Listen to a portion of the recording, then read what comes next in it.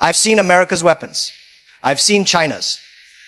I've studied the tech, the numbers, the reach. But when I looked at India, I saw something different. Something shocking. Not because India had the most expensive weapons, but because India had weapons no one expected. Weapons born not just from budgets, but from brilliance.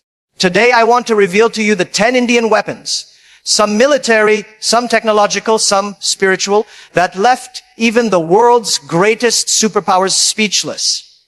Because you see, the West always assumed India was behind, too poor, too slow, too complicated. But they never saw the storm coming, and now it's here, silent, smart, unstoppable. Weapon Fei one's in the BrHMOS missile. You know what's scary?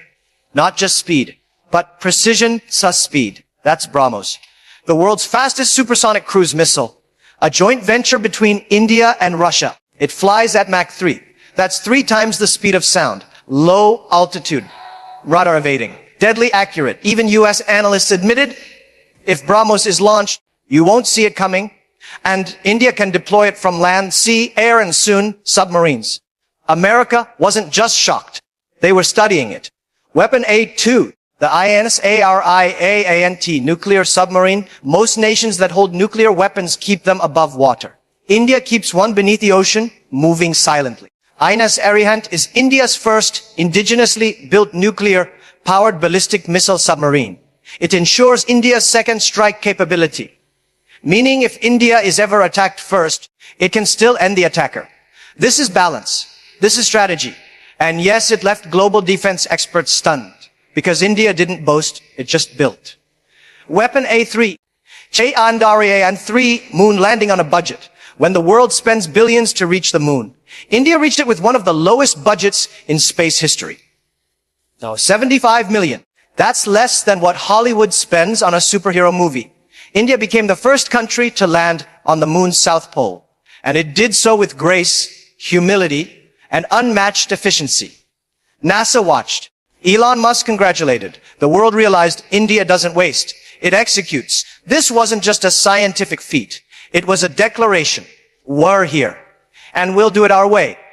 Weapon 5 the AGN-IV missile, long-range precision, the Agni-V's, is India's intercontinental ballistic missile with a range of over 5,000 kilometers. It can reach most of Asia, Europe, even parts of the US, but India has never used it to threaten. Instead, it says, we don't attack, but we will never be bullied. That calm confidence, that quiet capability, that's what shakes superpowers. Because real power isn't loud, it's ready. Weapon and 5 the TEJAS fighter jet. India didn't just buy jets from other countries, it built its own. Tejas is India's light combat aircraft. Agile, fast, combat proven. Fully Indian, made in India, made for the future. Pilots call it the pocket rocket. Enemies call it unexpected. The West realized India no longer buys tech. It creates it. And creation is a weapon more dangerous than acquisition. Weapon Fate 6 AAD Advanced Air Defense System. You think only America and Israel have advanced missile defense. Think again. India developed the AAD interceptor, capable of detecting and destroying incoming ballistic threats. In other words, if someone fires a missile at India, India can shoot it down mid-air. Clean, silent, powerful. It's part of India's two-tiered defense shield, and it's still evolving. You don't hear much about it, because India doesn't hype its defenses. It owns them. Weapon Phase 7A. Radiram, India's anti-radiation missile. This one made global militaries take notice. Radiram is India's first indigenous anti-radiation missile. Designed to destroy enemy radars, communication hubs, jamming systems. In short, before your missile even launches, India blinds you. And the best part, it's air launched, meaning it comes from the sky fast, accurate, and unseen. No drama, just dominance. Weapon Hayate DRDO's electronic warfare suite. This isn't a missile. It's something more powerful. Information. India's DRDO developed advanced electronic warfare EW systems that can jam, deceive, or confuse enemy systems. In modern warfare, it's not just about firepower. It's about who controls the signal. India has built an invisible shield. One that protects and attacks using code, frequency, and precision. America saw it. And they were stunned because this wasn't expected from a developing country. But India, it develops everything it needs. Weapon 590. Cyber warfare and AI defense programs. India has one of the world's fastest growing cyber defense infrastructures. From protecting billions of Aadhaar identity records, to deploying AI in border surveillance, to launching digital strikes against infiltration attempts, India's digital soldiers are as elite as its physical ones. And here's the twist, many of them are under 30. Young minds, old souls, unstoppable spirit. The US cyber community is watching. China is nervous. And India is coding. Weapon 530. The Indian soldier spirit. Now let me tell you the weapon that shocked the world more than any machine. The Indian soldier. A man who survives 14,000 feet altitudes at Sachin. Who fights with courage in snowstorms without complaint. Who doesn't fight for conquest, but for duty. Whether it's the Kargil war, surgical strikes, UN peacekeeping. The Indian soldier moves with one mantra. I will protect even if it costs my breath. You can't program that. You can't replicate that. You can't defeat that. And that is India's deadliest weapon of all. This is what the West never understood. They thought India was slow. They thought India was outdated. But India wasn't behind. India was building. Quietly. Patiently. Brilliantly. And now, the world is speechless. You see, weapons don't just win wars. They reveal intent. They show who you are. When you look at the weapons India has built, you realize something the West still hasn't understood. India is not preparing for war. India is preparing for respect. Because India doesn't crave dominance. It demands dignity. Every system, every jet, every missile. It's not built to conquer. It's built to say, we will never be pushed again. And that mindset, it's more powerful than any bomb. America was shocked by India's weapons, but by how India uses them. You won't see India threatening its neighbors on Twitter. You won't hear India boasting in front of cameras. You won't see Indian leaders waving missiles in parades. Because India is not interested in fear. India is committed to balance. And balance requires strength. But don't make the mistake of confusing calm with weakness. India has proved again and again that when the line is crossed, it responds with precision. Think of the surgical strikes. Think of Balakot. Fast, clean, decisive. And after that, India didn't beat its chest.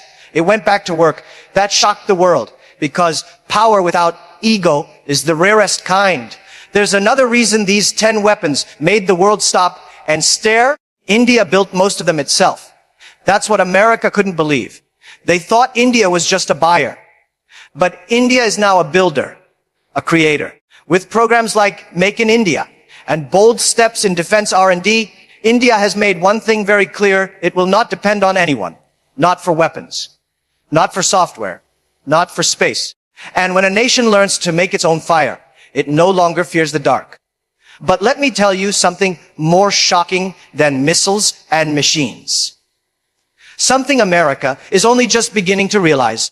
India's most powerful weapon isn't made of steel. It's made of spirit. Let me explain. Go to any Indian border.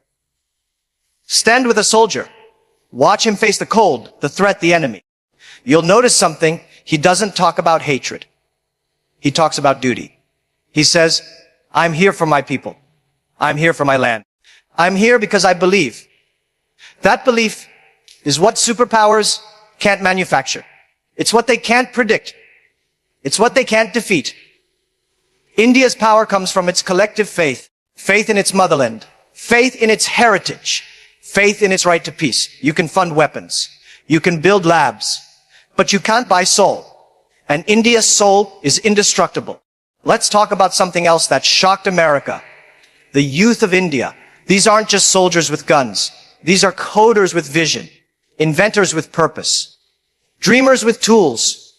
Every year, India produces over 1 million engineers, thousands of defense scientists, countless cyber warriors. They're not just joining big tech firms. They're building India's next generation defense. From AI, powered drone swarms, to hypersonic missile development, to quantum encryption prototypes. They're pushing boundaries, even the Pentagon is watching. And they're not loud.